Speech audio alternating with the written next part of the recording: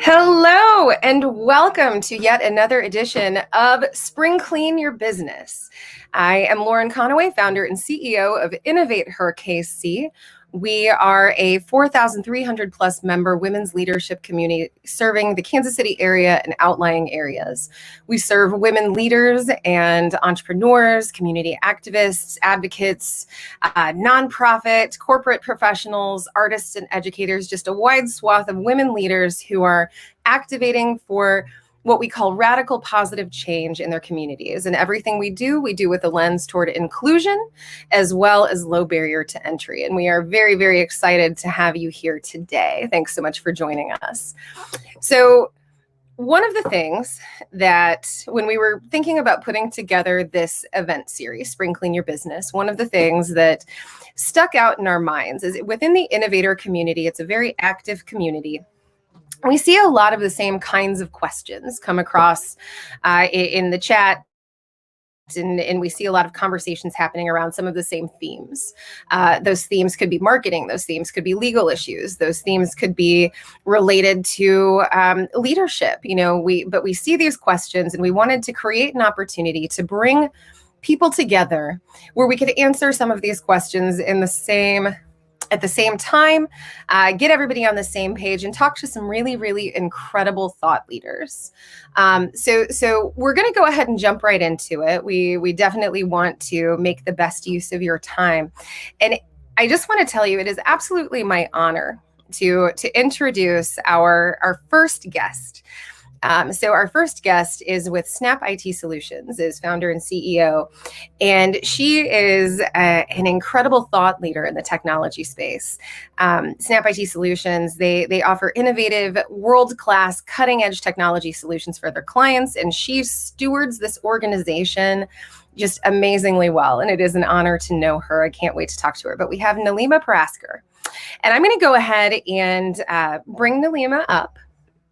Hi, Neelima. Hi, Lauren. Yeah, so we're just great to be here. Oh, we are so glad to have you. You have no idea.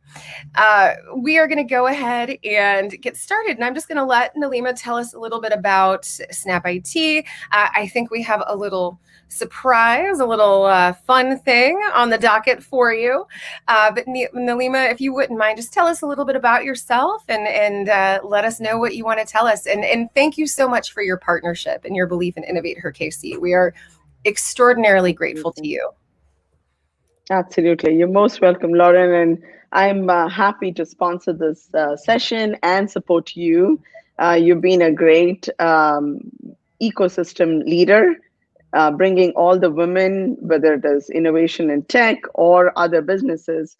You've done a phenomenal job. So kudos to you as well, and your team that supports you in this journey.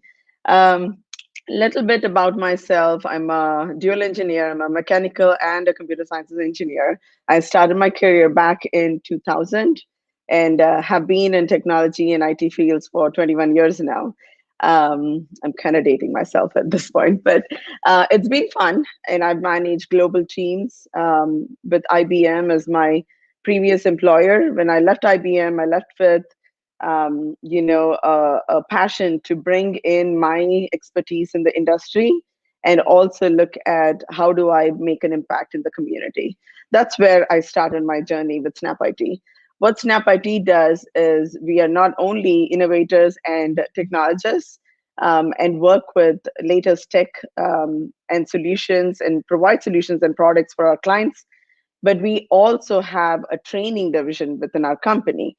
What we do with the training division is we are developing our own talent, especially the junior talent, that over the time they are able to replace the knowledge that we have for a 4-year computer sciences bachelor's degree student.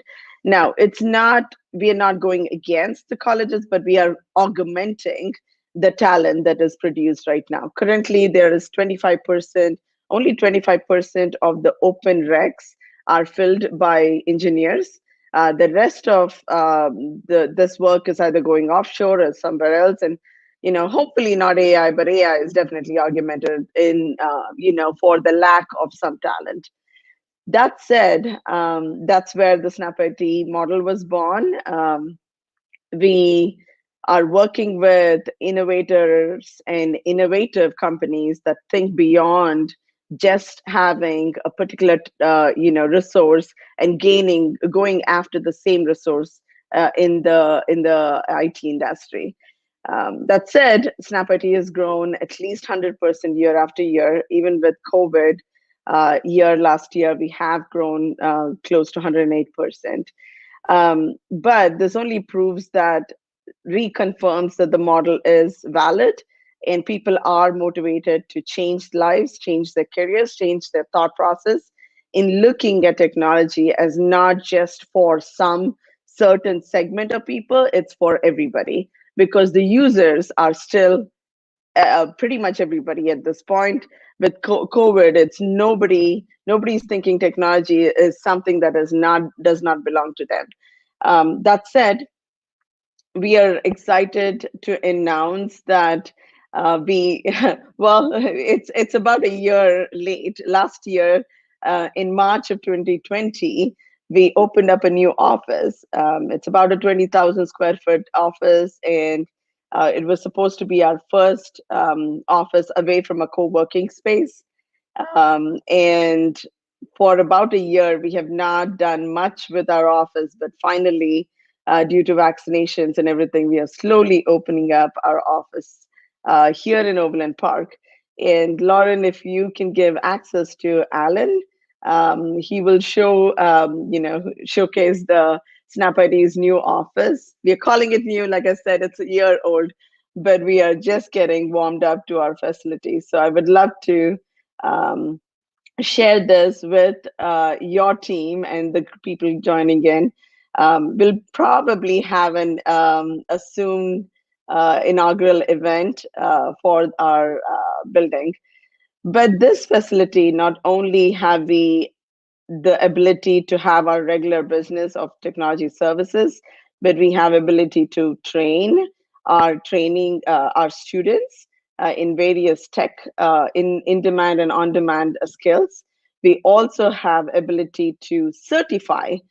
We have recently applied for Pearson VUE. We have certifications to certify students in cyberspace, cyber networking, cybersecurity, project management, and so on and so forth.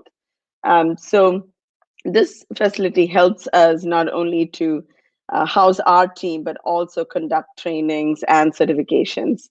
And thank you, Alan, for giving us the tour of the facility. And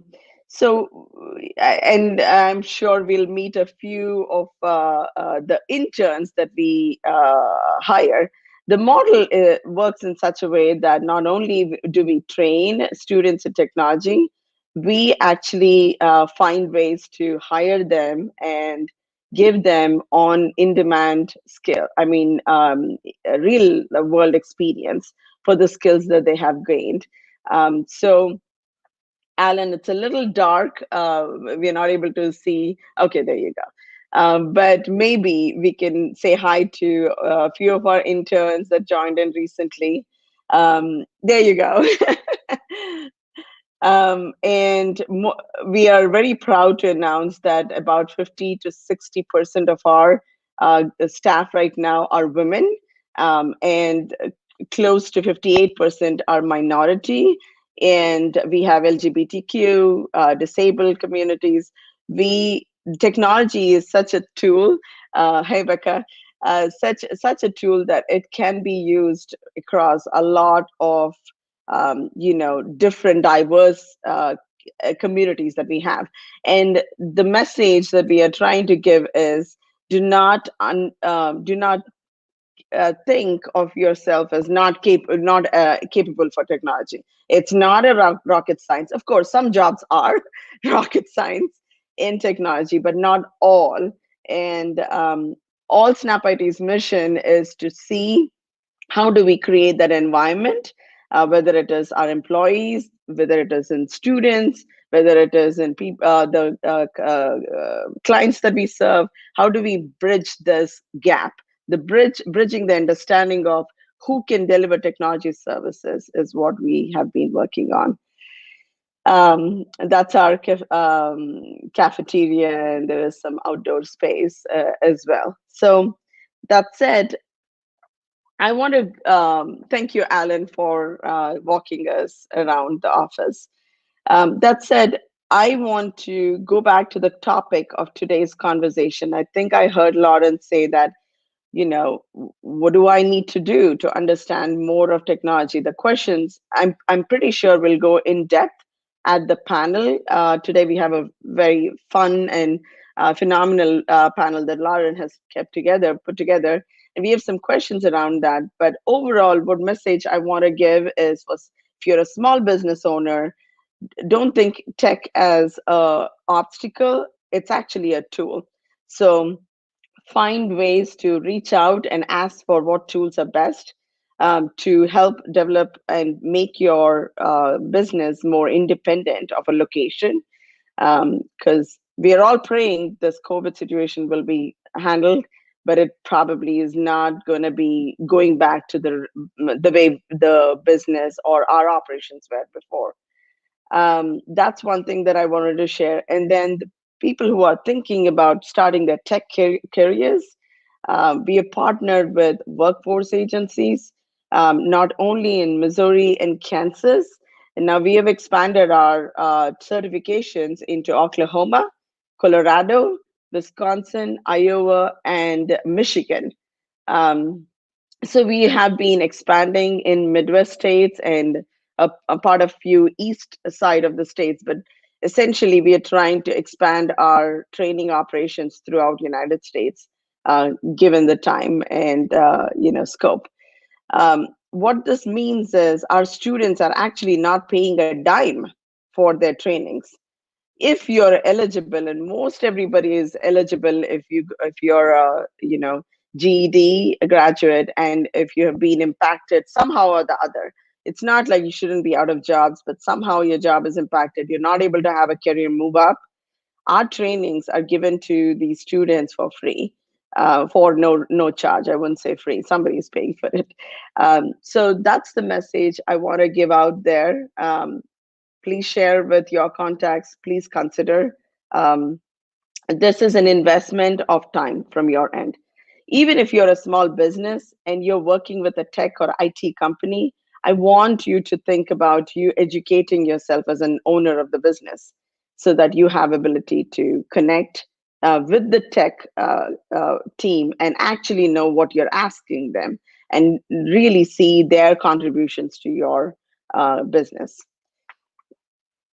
Okay, so that said, I think I'm about 15 minutes or so. Lauren, do you want me to speak anything else? No, I think that was great. And I got to tell you, we actually had some comments coming through, folks who were really enjoying the tour of your office. And I think I remember you have this, and I'm sure I saw it in the tour, but I remember seeing on social media, you had this like wall that like changed color. It looked like it changed colors and stuff. And you posted it on social a while back. And I just remember being like so blown away. For a couple of different, first of all, it just looks super cool. But secondly, like, I love the fact that you and SnapIT, that you were so intentional about like you put extra investment and extra thought into creating a really safe, productive, beautiful space for people to come together. I also wanted to, again, underscore the fact, if you have staff that is 50 to 60% women in the tech space, like, we're not worthy. You're absolutely amazing. It is beautiful to see. And thank you so much for driving the change we want to see in the world. And Mary, who's off screen right now, she was just applauding. So round of applause to you, Neelima, for spearheading and for leading this team, creating this team, and to your team for creating a culture where all of that is possible. Thank you so much. Thank you, Lauren. So, absolutely. And thank you for your time. And again, sessions like this would not be possible without the support of amazing visionary thought leaders like you, who are willing to roll up your sleeves and invest in women's communities with us. So we just want to thank you again for your amazing partnership. So next up, I'm going to bring up our panelists, and I am extraordinarily excited to have this group of women before you today. I was kind of blown away when I was attempting to kind of do the little sound bite nuggets of who these women are, and each and every one of them is changing the world in their own way. They all have very impressive credentials, but more importantly to me, at least, they're all amazing, fun, brilliant, passionate, incredible women, and they're game changers, but they're just awesome. So I'm going to go ahead and bring them up, and I'm going to start with Charlotte Clark. Charlotte is founder of Custom Quest Consulting, and she is a bit of a product wizard. Now, I'm going to allow our panelists to introduce themselves individually, because I figure people can always do a much better job introducing themselves than I ever could. But I just want to tell you that when Charlotte comes to Innovator events, she always comes out with some super insightful nugget. And she'll ask a question, and I'm just like, whoa, completely taken aback, because she's just so profoundly thoughtful. So I can see that as a consultant, she's really, really able to bring the best out of her clients. And I love that. So next up, we have Jaqui McCarthy, and Jaqui is absolutely, she's one of my favorite people in the world. But Jaqui is doing some really cool stuff. She is the founder and CEO of Teal House Labs. She is a serial entrepreneur, I would say. Nod yes, Jaqui, yes, for sure. But just a brilliant woman who has a lot of organizational and institutional knowledge locked up in that head, and she is using it to create a more sustainable world. She has a line of beautiful shoes, absolutely gorgeous, but they're all the only PETA certified shoes available in the US, Jaqui, is that right? Or is it? No, there's Stella McCartney, but we're in line with Louis Vuitton and in that kind of realm, luxury. I think Lauren may have.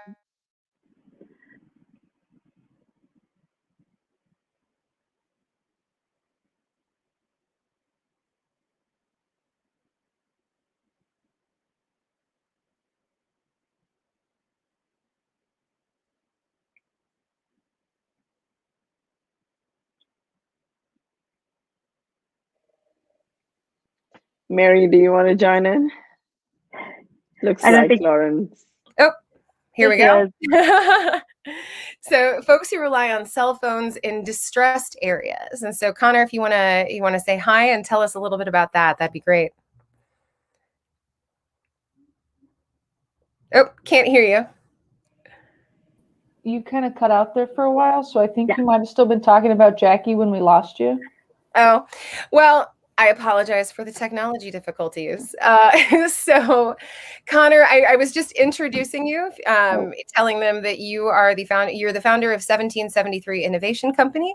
Have created a highly portable solar-powered charging station for folks who rely on cell phones in distressed or disenfranchised countries or areas, right? Yep, that's right. We target evolving countries that live with the poverty gap, the energy gap, the countries where people don't necessarily have the resources or abilities to break that poverty cycle that they live in. But yet, with the globalization and modernization of cell phones, that's what they rely on. But there's so much infrastructure and technology that requires those cell phones to operate, and so. That's kind of the niche that we're trying to help promote and solve for those individuals. Absolutely amazing. Well, and so last but not least, and here in just a second, I'm actually going to turn off my video and take myself off, and I'm going to head closer to my router and see if that helps. But I'm going to introduce the hostess with the mostess. Here we have Mary Ricketts, and Mary is going to be helping to lead this panel discussion. She is the president of the board of Innovate Her KC, and it is my joy and my honor to get to work with her every day. So Mary, thank you so much. If you want to take it away. I think we're going to do kind of a round robin on who are you? Tell us a little bit more about what you do. But Mary, you have it. And I am going to go mess with wireless technology. Go So I'm going to be playing with technology while we're talking about Exactly. technology. That's how it works, isn't it? You know, you bring up the technology queens and, you know, your technology at home goes cuckoo. But that's Sure. all right. We got you covered. We've got you covered. Oh, my goodness, ladies, I am so honored. First, I'm very, very honored to be on the stage with some power hitting women in technology. I take my crown off to you all today. Just getting to know a little bit about you. So let's do this. I'm going to take it backwards a little bit. And I'm going to start with Connor. Connor, tell us just a little bit more about you and give us like that 3 to 5 minutes of what made you come into this industry. Yeah, absolutely. So I'm local to the Kansas City area. I was born and raised here. I have an undergraduate in math and physics. I went to UMKC, got an MBA. But it was while I was studying that math and physics that a friend of mine actually came back from a missions trip in Haiti and told me, you know, everyone has cell phones and no one has access to electricity. Being in that physics problem solving mentality, I thought, well, I'll build something. I'll build something to change it. Which is such a Western viewpoint on things. And so then I had to take a step back and think about, you know, how do we build something that not only helps solve the problem, but it can be independently operated and can empower people as opposed to just being able to put something there that solves a temporary issue. And so when I was a sophomore in college, I built what's called the Sunshine Box. And so it's a solar paneled cell phone charger, like Lauren said, but it wasn't built necessarily based on my beliefs on how it should be built. We went through a whole process on making sure that if something broke, you could find that part in that country, whether that's Haiti, whether that's India, whether that's Kenya, whether that's, you know, Nigeria, wherever it is around the world, you could find these parts. And so it's built with solar panels that are small, that you could easily find at a hardware store. It's built with a car battery, where, you know, there's always going to be car batteries regardless. And so that's kind of how we went about that product development process.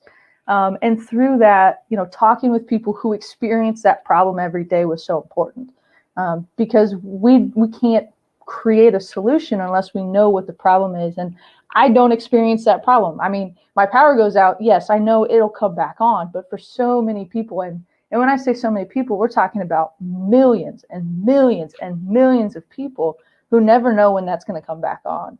And so we had to get that first hand experience from those people to build the solution. And through that whole process, I found my passion. You know, I thought I was just going in to get a physics degree. And what I came to find out is that, you know, I've got a passion for taking my skills and helping empower other people. Oh, Connor, that is powerful. There's so much I want to say behind that one. If I could think of 2 words that just hit my mind was social entrepreneurship. You know, where we really took time to figure out what's an issue and what's a problem that could solve and really make an impact on people. That is phenomenal. Looking forward to hearing more from you. Jaqui, come to the stage. What in the world made you come into this industry? Well, actually, it's a really good question. So I am from a developing world country, from Honduras. So I understand the whole, like, no having electricity or water for days on end. The last time I was there was like 2 years ago. No electricity for half the time I was there. Had to shower out of a bucket. Great. I love what you're doing, Connor. So originally started there. My dad joined the Peace Corps, was stationed in our village, and moved us here to Kansas City. This is where I grew up. So I kind of always had, you know, an interest in just, you know, the travel space there, and telecommunications when cell phones came out. So I guess when I hit the job market, I ended up in telecommunications for 13 years. Then after that, I entered into the travel technology space, worked with the team, built an app that connected travelers from around the world to go on trips together and send them on out, and built some algorithms with that, which was fun. While I was doing that, I had started this shoe line of mine because I'm a vegetarian, and there wasn't anything that was super fancy in the world that didn't really use animals. And I mean, we're talking about adhesives to materials. And so I just wanted to create something for myself, and then other people loved it. We ended up getting a trademark on the teal soles that we're using, so that people know when you're buying teal soled shoes, they're vegan and progressively sustainable. I don't have a technology background, but in my passions and my vision, I've been able to recruit and retain incredible talent that are way more intelligent than I am. People who have worked for NASA, people who have built things and created things, know how to manipulate materials. And yeah, just kind of like Lauren was saying, serial entrepreneur that has, a little bit of knowledge on a lot of things, but a master of none. I love that. I love that. I haven't even looked at the shoes. I'm in. I'm in. I know I need some. Charlotte, come to the stage. Hi, everyone. My name is Charlotte. I was a software engineer for 6 years. And in 2020, I decided I wanted to be a product manager. And then randomly also decided I was going to start a business. So now I work as a product consultant for startups. I've talked to a lot of non-technical founders, kind of like Jaqui, and really trying to help them understand the product development process. Like Connor was talking about, talking to customers, like making sure that you're solving a problem and not just building something that, costs thousands of dollars that no one's going to use. And so that's really what my passion is right now. When I transferred over to product management, I realized that as a software engineer, I was just kind of doing it and wasn't like loving what I was doing, which, I'm kind of inspired like a small like life crisis. But now I'm in a place where I'm really understanding and really seeing how hard it is for non-technical founders to sort of break into startups and really understand technology. And I really want to make sure that that barrier of entry is really low and trying to create a community of people who work with startups and other entrepreneurs who have services that service startup founders, and making sure that that's really easy for, founders of color, underrepresented founders to come up with an idea and bring that into the world and help people. Charlotte, I think that's a good leeway into one of my favorite questions as a small business owner. When we think technology, and I come from a telecommunications background, I'm not too far removed, but that can be one of the most frustrating, scary, put me in a place of being overwhelmed. Let's give some tips. And Neelima, I'm gonna bring you in this conversation as well. If there were 2 or 3 things that you could tell us as business owners, whether we're, 500 employees, or we're just starting out, even a little bit past that startup stage, what would you share with us? And I'm gonna go backwards this time. So Charlotte, kick us off with that one. Jaqui, I want you to definitely come to us from the business owner standpoint. And then Neelima, I'm gonna let you tie in that question as well. Yeah, for me, it would be automating, like Google Forms. There's tools, like Calendly is one that I use all the time.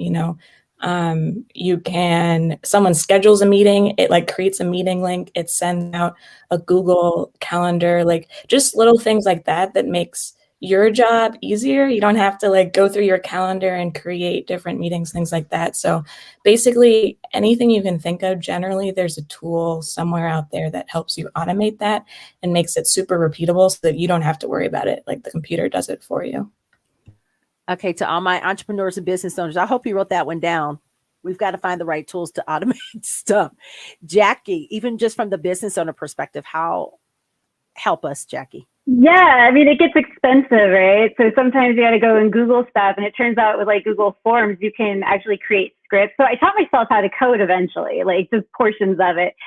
You can create scripts, and when people actually fill out a form, it will add it to your calendar. It'll send you an email. It'll send them an email. It'll send you a PDF, and it's so awesome. It is so awesome. But if you can find someone who can build it faster and better, do that. For me, it's like I have visions, and I know how to.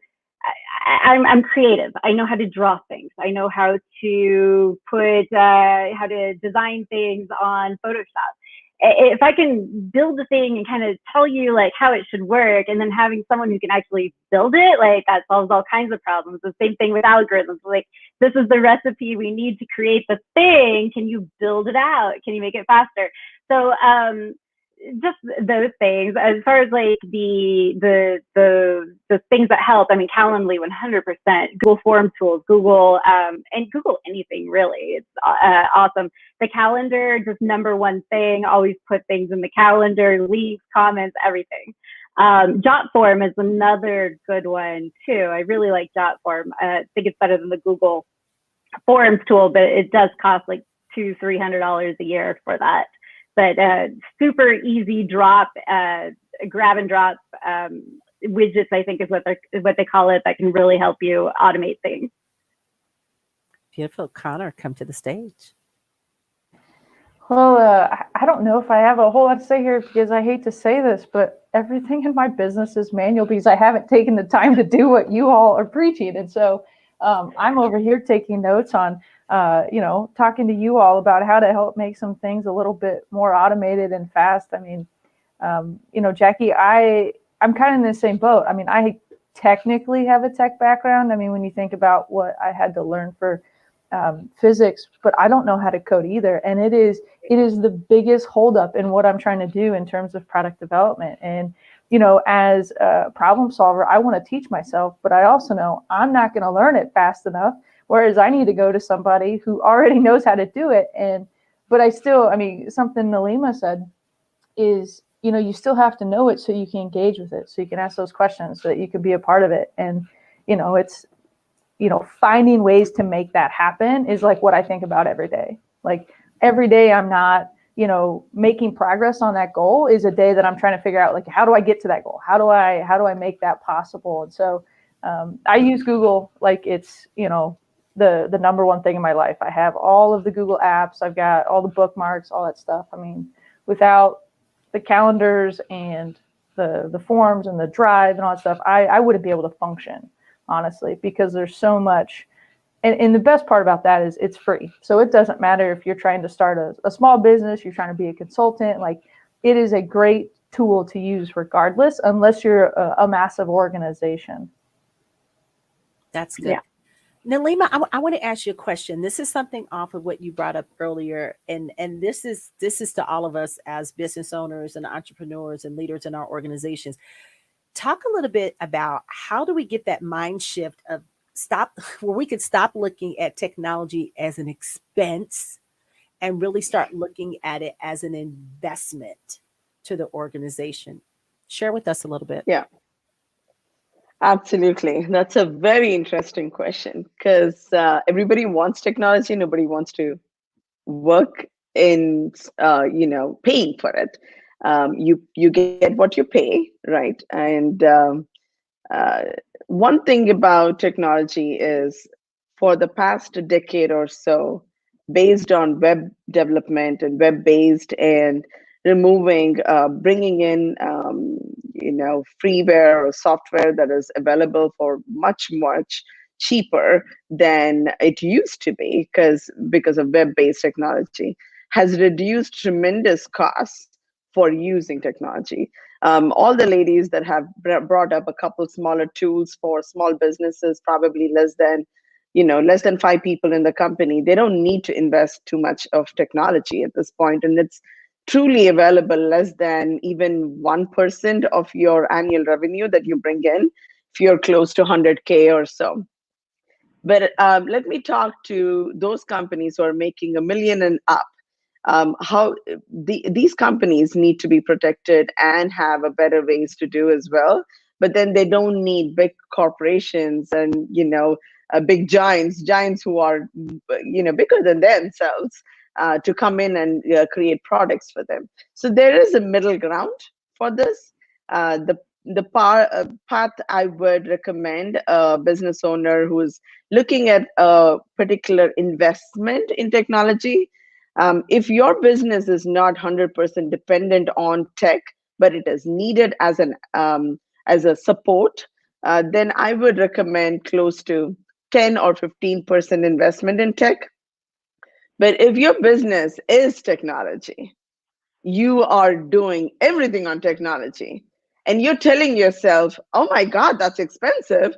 That is what you need to do. And, I'm sorry to say this, but people want technology. They don't want to pay for it. That's the mindset that you need. I would say at least 30% of your revenue should go for tech. And that's the calculation in your mind. You're making $1 million. That's what you need to do. Now, tech doesn't mean just website development. That's not tech. It's, you're creating a web application, you're creating a systems approach, you're creating scalability, platforms. Think about the non-tech clients that come in. We have stopped working with a lot of non-tech technology clients because their understanding of technology is different than what we know of. And even though we are so much more cheaper than East and West Coast, we are still expensive because talent is limited. And what scope from the client's perspective changes every single day. Because I can't blame them. They're innovators. They want to think, they want to get up early in the morning and think about something. It's not magic, it's technology. It comes from a lot of people putting a lot of work in it.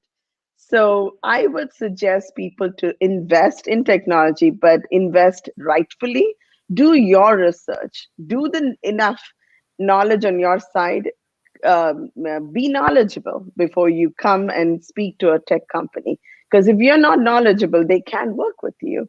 And if they do work with you, your tech could grow, it could scale, it could protect against cyber attacks, and it could actually give you freedom, like using AWS or even, in fact, any of the cloud services, right? These may sound weird and different, but there is so much free resources out there for people who want to use technologies. You don't need to spend a lot of money in educating yourself. There are free resources that you can first educate yourself, then connect with a tech company, because it's hard for them to work if your expectations are not set in investment.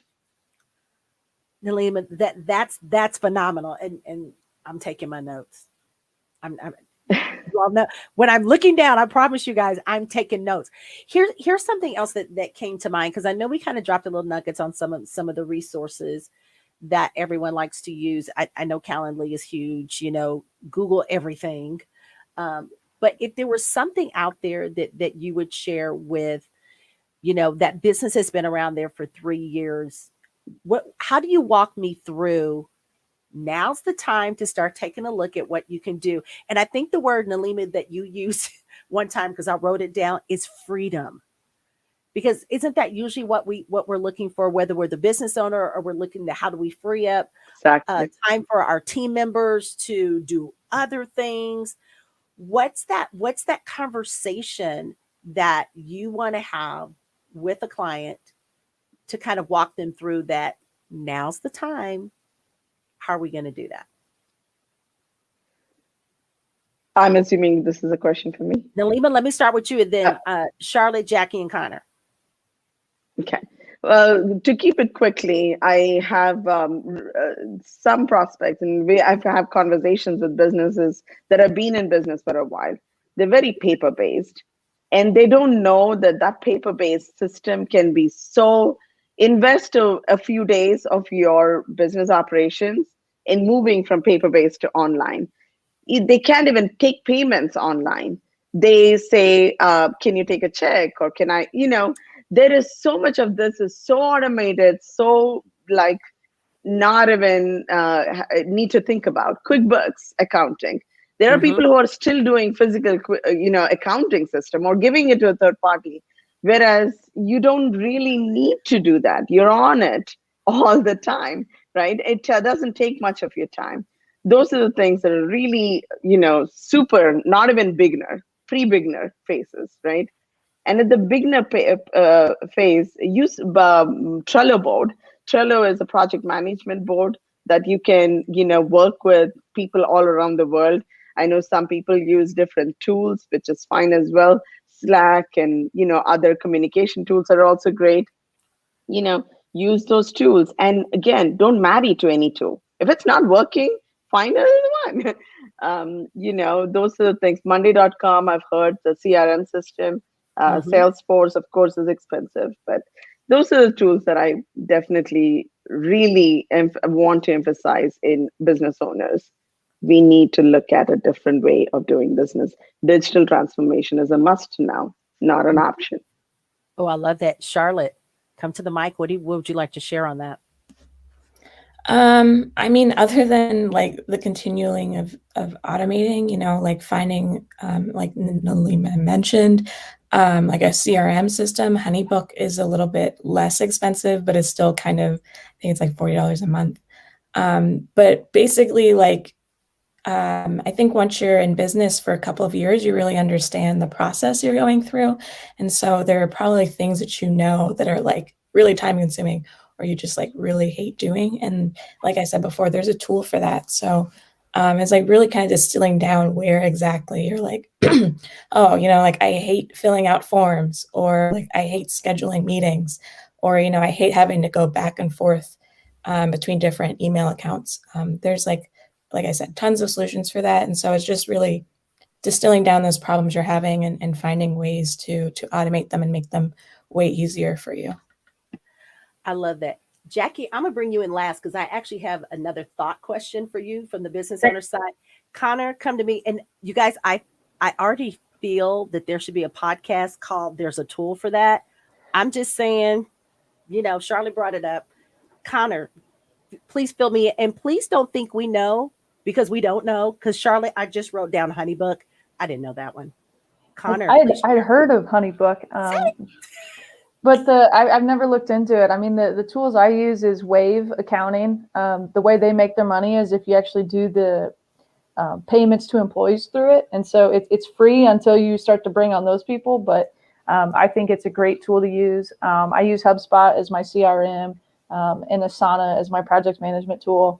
But, to really address like the question you asked about, like, how do you get people to move from manual to that automation and like telling them it's time now? I mean, think about all the errors that can be made in manual processes. Think about all the things that can be missed. If you're having to manually type in credit card numbers, checks, I mean, there's so much security involved in that one. So then how are you manually protecting that information? How are you protecting large organizations from check accounts getting stolen or credit card information getting stolen? I mean, even just mistyping information. And that's, it's saving you time doing automation, but it's also creating an ability to keep things more secure and also to avoid making mistakes.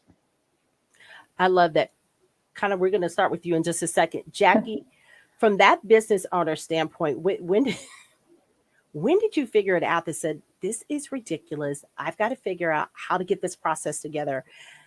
Just even if it was, did you whiteboard it? What did you do? How did you figure it out? It was day one, right? So it's like, I have a thing, I need to create the thing, now what? So it's just kind of like laying it out, and then you have to like think it through, and then you have to like, type it all out. It's like, how is this thing supposed to work? What do we use? Not knowing anything about anything. I mean, literally, when I had founded WeGo Trips, I knew nothing about technology beyond wireless telecommunications and MySpace, because back in the day, MySpace allowed you to use HTML code to create things. So because I had that little tiny bit of knowledge, I was able to expand that out and then build on that. So that was awesome. I even had that. So thank you, MySpace. The QuickBooks thing, for example, I didn't know how, I didn't really know anything about QuickBooks. Like, the whole accounting world is like, I hate accounting, but we won't talk about that. But I do know Excel because they taught me in university. So I ended up creating my own Excel spreadsheet, but all I had to do was drop and paste all of my expenses from my bank account thing that they give me. So then I guess I made my own QuickBooks on Excel on accident.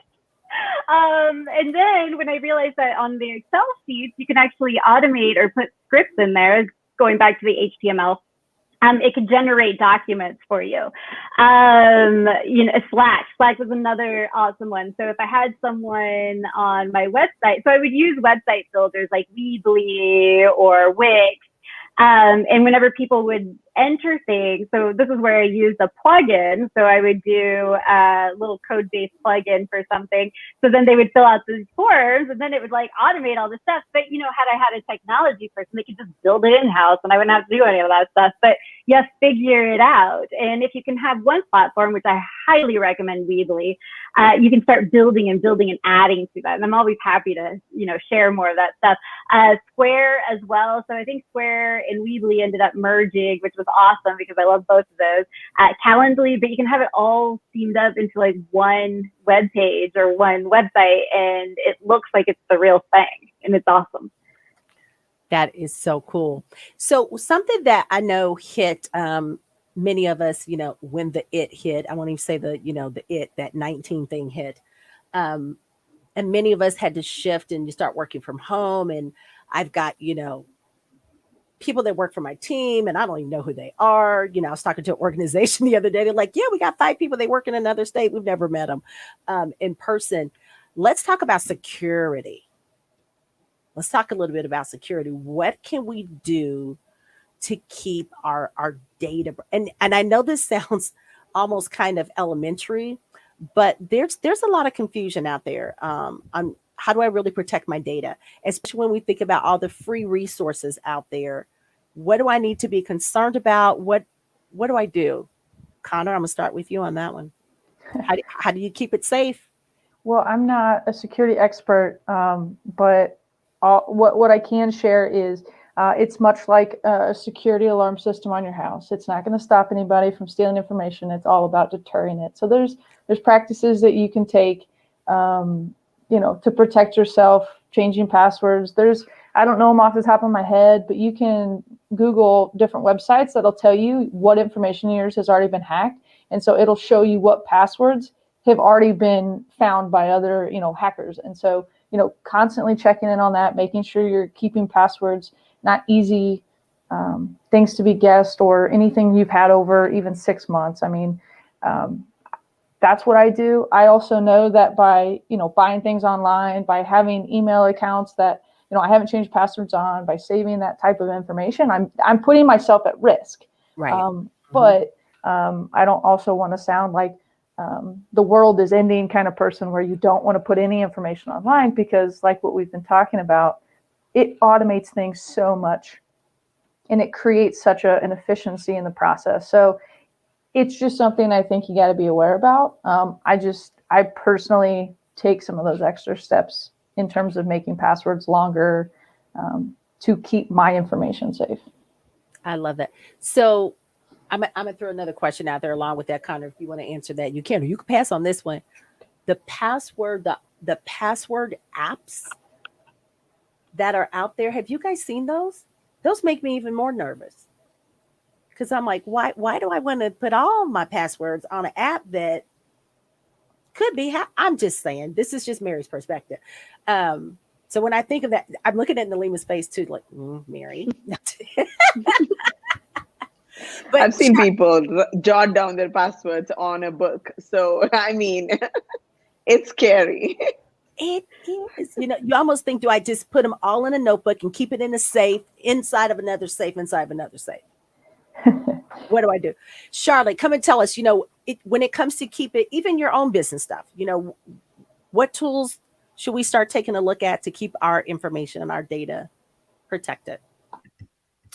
Like Connor, I am also not a security expert, and I know that you're supposed to change your passwords every 6 months, but it's hard because I have a lot of accounts with a lot of different passwords, and I just don't. So I really can't help you, but I think the biggest thing is knowing the stuff that you do have out there, like your phone, for example. On my computer and stuff, I have passwords automatically saved and things like that. You have a lot of information on your phone that's private, but you can open with your face, or you have a passcode for that, or the thumbprint. Yeah. And so it's just I think part of it is just really being very cognizant about what you do kind of have things kind of accumulated together, and if there was a security breach, what would they have access to? So I think just really having that awareness is probably like the number one step, because it is really hard. I don't necessarily have an answer for you. I have also looked at those like 1Password accounts where they just have all your passwords in one place. It's all in there. And it feels like it'd be great because it'd be easy for you. But yeah, like if that gets hacked, you're like really, really, really screwed. So yeah, I think it's just having the awareness of like what could, you know, kind of spill out there if something were to happen. To add to what Charlotte just said, I mean, unless you're a legal expert and you read what those terms and services are of all of those apps, like, you know, those apps cross-track each other. I mean, you know, Facebook cross-tracks everything you give it. And so, you know, by saying you're putting your passwords in app A doesn't mean that app B doesn't have access. And so you just have to be, like Charlotte said, extremely cognizant of what you're doing. I had a computer stolen one time, and I mean, it was a nightmare for like 3 weeks to figure out all the places because I use the same password for pretty much everything, and don't kill me for not, you know, being smarter, but it's an efficiency thing, right? I have to remember one thing.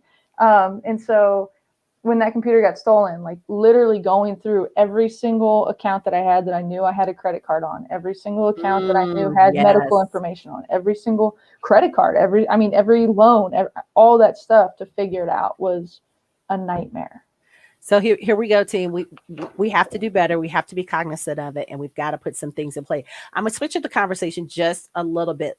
Let's talk about people who want to create or build a tech product. What would be your best advice to that person that says, Jaqui is ready? She is like, I am on stage. I am unmuted. Jaqui, come on in. Share. What advice would you give us? Get started, start drawing things, and start asking people, do you know what this is and what it's supposed to do? Nothing else. No other leading. Just start there. All right. Who else wants to jump in on that one? I can take this because this is literally my job. I would say number one is like talk to people, like customers. Like if you're building something for people, like talk to them and understand like what problem you're solving, because that's the biggest thing is like you're going to create something, like for people to actually pay for it, it has to solve a painful problem. So like really like talk to everyone you've ever met, talk to strangers, like really try to distill down, like, is there a commonality here? Like, is there a problem that keeps coming up in conversations? I wouldn't even lead with the idea. Like you're just really doing research on like, is this a problem? Are people experiencing this? Would they pay for it? And then from there, like Jaqui said, like start like really distilling down what your idea is. Like, what do you want it to look like? What do you want it to do? Like, what are the flows a user is going through? Because all that's going to be super important. The biggest thing is you cannot go up to a developer and be like, I have this idea, build it. Like they're not going to know what you want. It's not going to come out the way you think it's going to come out.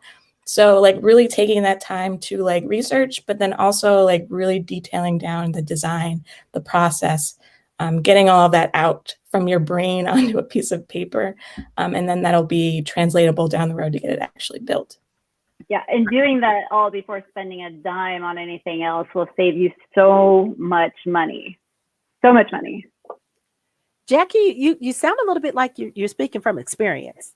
Oh yeah, definitely from experience. I mean, you know, when you don't have any knowledge in the space and you want to enter it, and when you want to build something so bad and it has to exist in the universe because it's going to be so much bigger than yourself, you're going to do whatever it takes to make the thing come to life. And from a lot of trial and error and everything, you know, I wouldn't even go to a development company until you're funded. Like number one, don't even go there until you're funded. Figure out how to get it going pre-funded, whether that is you figuring out how to code yourself, you getting on a forum with a lot of other developers and being like, hey, I have this idea, I need a co-founder, getting someone else to build it for you. Another thing that people do that they shouldn't do is keeping it a secret. They don't talk about it enough. And if you don't talk about it, you can't get help. The more and more you talk about it, the more and more people will introduce you to other people who know things and who want to help you and who want to help you bring it to life. There's also another platform too, what was it? Just basic PowerPoint too. Just creating the little PowerPoint things. You don't even have to have the design. What you have to figure out is the flow. You can get a designer later, but people have to understand what it is that you're building. And if they can't understand, from looking at page 1, what the hell this is supposed to be doing, stop, throw it away, start over. Just save yourself all the time and money and the resources that you're gonna be throwing away if you don't do those early stages, early steps. I love that. Connor, you want to come in and then Neelima? Sure. I mean, one of the biggest things when you think about building something tech related, and you might not have as much of a tech background as you want, is just Google PRD. So it's a product requirement document that'll help you understand what are the requirements if this product needs to be developed. And so if you're pitching something to a developer, if you could have something in that format, it'll really, like what Charlotte and Jackie were saying, it'll help them understand what it is you're looking for. But treat that like you would your business plan. Iterate on it. Keep run through it. Does this make sense? Iterate on it, and until you get to the point that you're like, yes, this is the product I want. And it'll help you understand what your blind spots are as the innovator essentially of it, not the inventor, the innovator of it, so that you know what to go look for and teach yourself about. Here's where I know I'm missing information on. Here's where my gaps are. And then, if you're working with a designer or a coder, you can ask them questions. Hey, how does this fit to this? Like, how do I improve my skill here? Does SnapIT have a course on this that I can go take? That type of information. So product requirement documents are huge in what I do, especially being somebody who doesn't have all of the technical skills to build it. Ladies, that is powerful. Queen of SnapIT, what do you have to add? And just, I'm like PRD too. I'm like, what the heck? Neelima, what do you want to add to this? Sure. I think pretty much all the three other panelists have talked in terms of an inventor or a small business who wants technology. Let me talk from a perspective of a company that creates technology for small businesses. That way you understand where we are going from and we are coming from, right? And I am a small business myself. I don't want to spend on things that I don't need it, right? And there are other areas like legal and accounting and all that, which we are not, masters of, and we have to depend on other companies to do this work. So from a technology perspective, the way we think is if a business owner who is coming in to create a product is either doing their research, like pretty much all of them shared themselves, or are investing in finding that research out there, because there is only limitations on how many people you can talk, especially in COVID condition. You just can't expand. And if you want to create a product for 100 people, go ahead and knock yourself off, talk to every person you see. But if you're creating a product for 10,000, 100,000 people, it's not possible for you guys to talk. So only, right? There is a little bit of that family and friends thing happening and networking thing happening, but also there are research people out there who would actually give you a paper on that particular topic and tell you exactly what the industry is suffering and give you stats on what exactly the problem is. Invest at least on that. Now, once you got the research down, then look at, do I really have the capability of creating the solution for this? Or am I still making it up? So that gives you a proof of concept phase. Then you go into the next stage of proof of concept. Don't go out yet and confirm that, yes, this is the solution till we have a proof of concept in place. And that's where you can find partners. Like I think Jackie mentioned, find a co-founder or find an investor who's investing in your product, at least at the early stage. And then now you can go and find the clients and who are supporting in the proof of concept. And then you go into early stage creation of the product. Especially, it's a web application product. Think about, this is another way that I explain to my prospects or clients is, if you're physically building a building, I need to know how many people are you planning on hosting in the building? Is it 100 people, 10 people, 1,000 people. Technology is also like that. We need to scale the technology based on how many users are coming in. And we can't create that product with a foundation that's weak. And if you plan on scaling it, you can't build on weak foundation.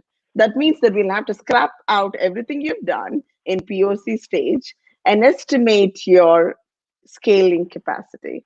So I'm probably going a little too techie at this point, but what I'm trying to say is, for a business owner who's creating a product, I think if you're creating a tech product, you have to have a co-founder who is in tech, or have an investor or a venture capital firm that has those skills. You are the leader, you are the inventor, you have the passion, and you'll do the work on it. But there is so much more for a product to go into the market than just that. And you need, just like to raise a kid, you need a village. To create this baby, you need an ecosystem. And that's the ecosystem I'm talking about. And tech products are possible. People are looking at overnight millionaires and billionaires. And you're thinking, wow, if they can do it, I can do it.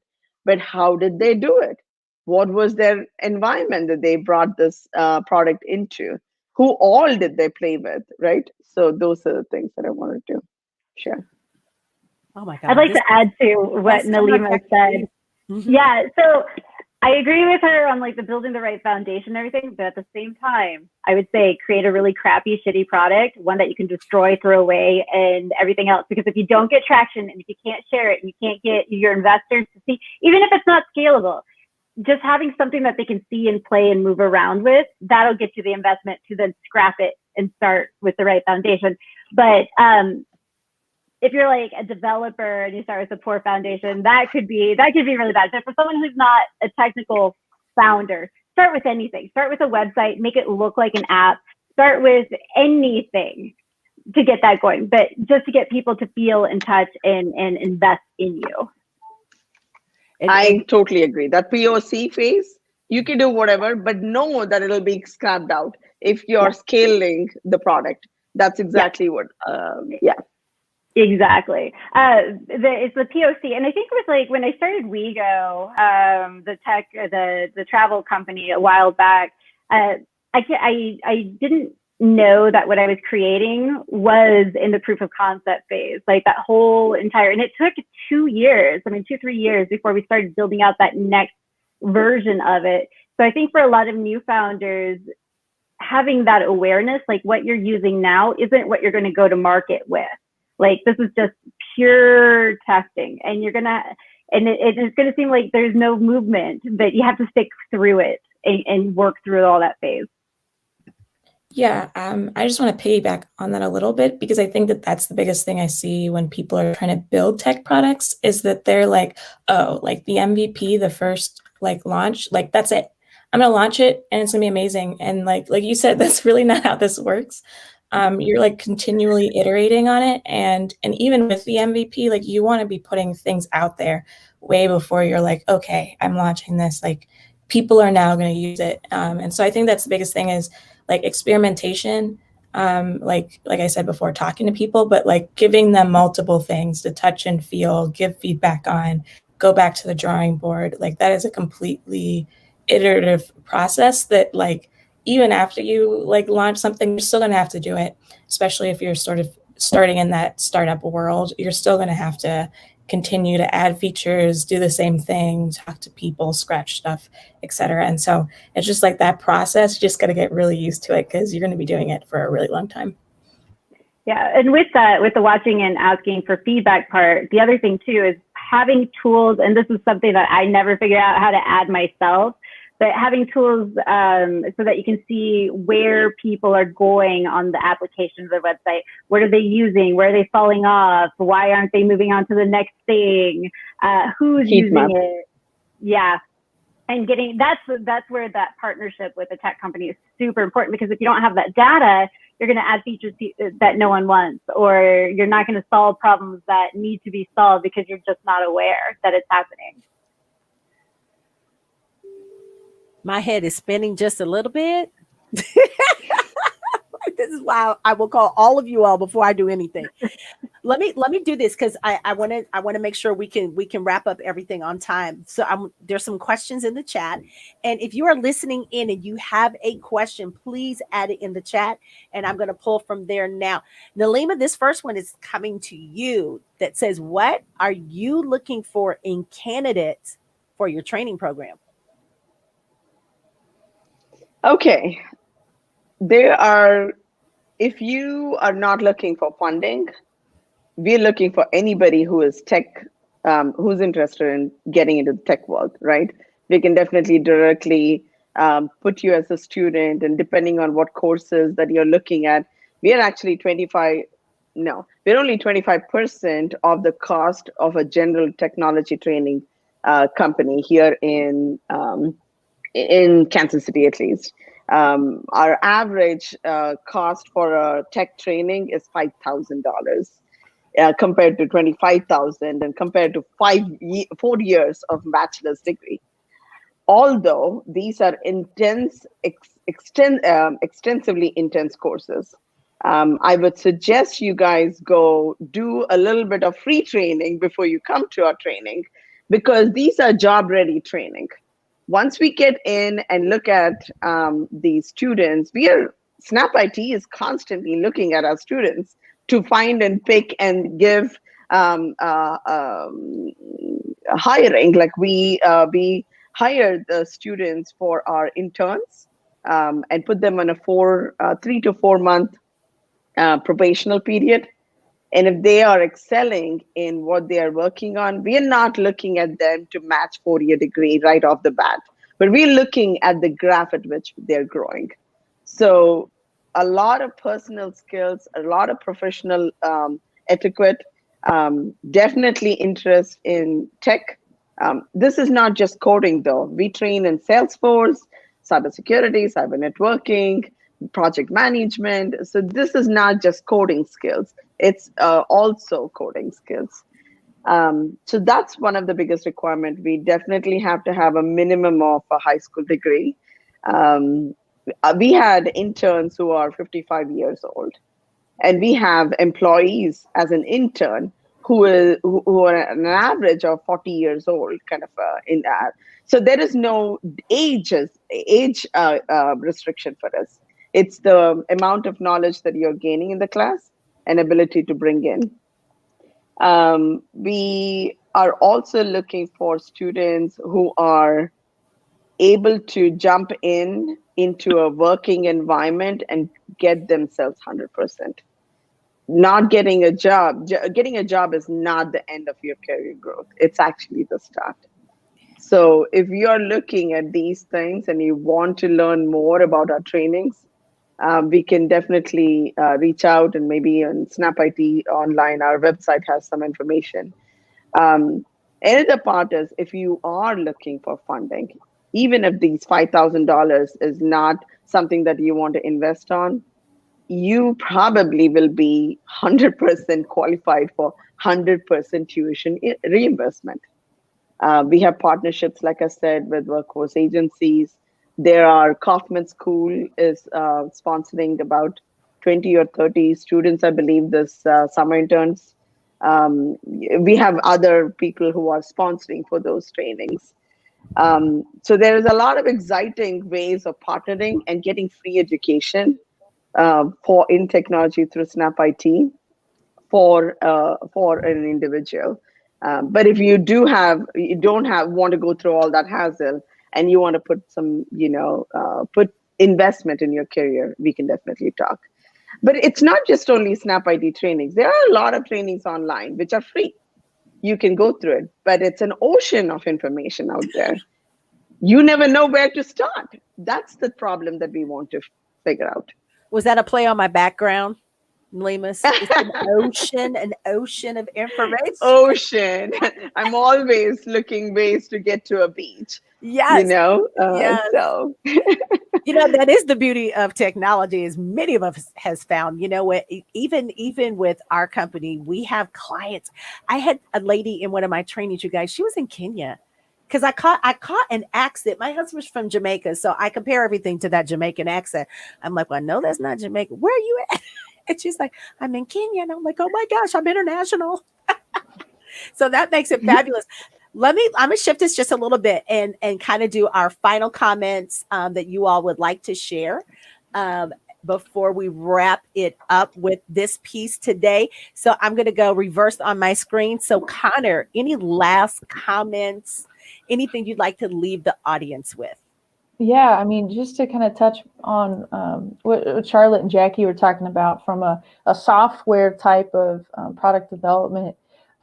You are so I do hardware, I do physical products, we have a full manufacturing, and it's a little different than when you're doing software stuff, because with software, you can have a pilot stage, you can have a launch stage, but with physical products, it's a lot harder to switch those manual builds. And so when you're thinking about piloting a new feature, you really have to think about, how does this change my resources? How does this change the expertise that's needed? How does this change my procurement? I mean, do I need new pieces to do this? And so, really thinking ahead and going back to that proof of concept stage, like, what is the minimum, the absolute minimum this product needs to have in order to accomplish part of whatever that problem is that you're trying to solve? And then how do you stair step in those new features? But how do you also not limit yourself to just those features? I mean, so much of what we've done is gotten feedback from the sunshine boxes we have around the world and say, is this what you still want? Like, we have ideas of what we want to do to iterate on that product, but like, if you tell me that's not what you want, then I'm not going to do it. Because that actually saves me time, money, and efficiency, because now I'm not trying to build out something that's not going to be used. And so it goes back to what Jackie was saying about partnering with those technologies that are mapping your movements as a customer. If you're in the hardware space, you have to figure out, how am I going to map that by talking to people? How am I going to keep up to date so that you're having that same outcome, regardless if it's hardware or software? That is beautiful. Thank you. Jackie, any final comments that you would like to share with the audience? Yeah, back to what Connor was saying with the physical products, because we do footwear now, we do innovative footwear, whatever. It's really cool stuff. But it's interesting, right? Because you're building things that consumers don't necessarily know that they want. I think it was like what Ford said, something like, if you ask people what they wanted, they tell you they wanted faster horses instead of a new automobile. So you also have to take that into account too. And the other thing too, it's like, if you're going to change something about it, is it going to make the world worse? Is solving a problem going to make things worse?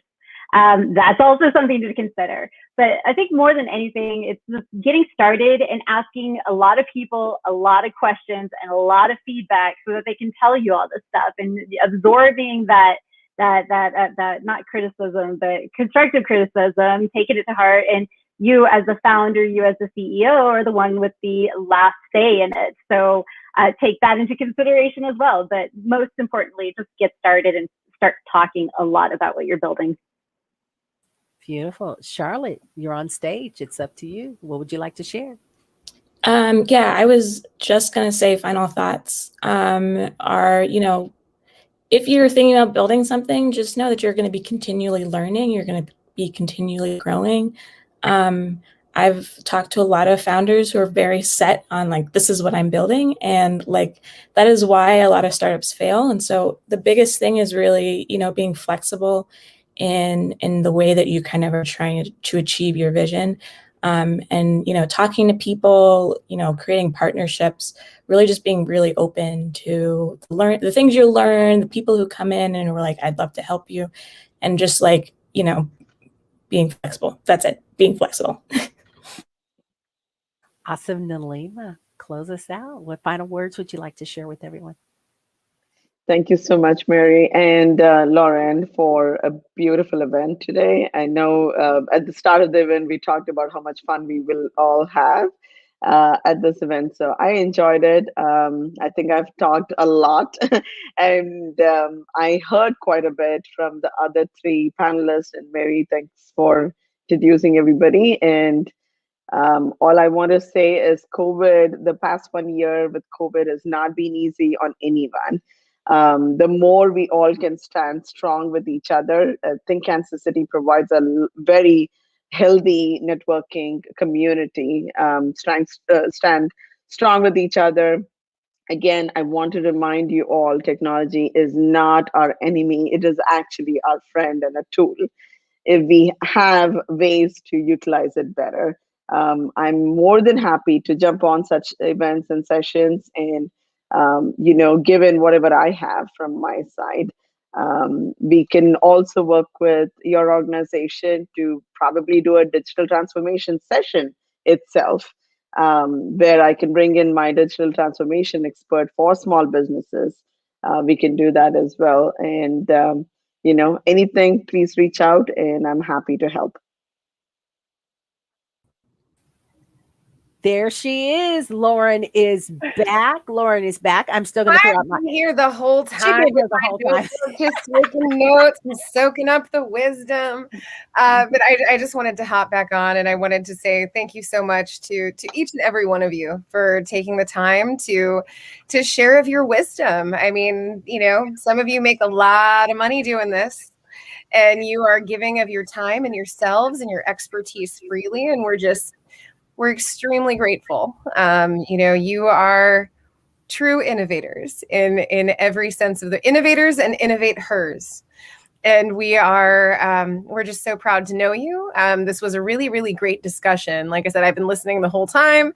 I would like to apologize to our audience and say thank you for dealing with us through our technical difficulties, because of course we're talking about technology and it just wouldn't be the same if we didn't have issues.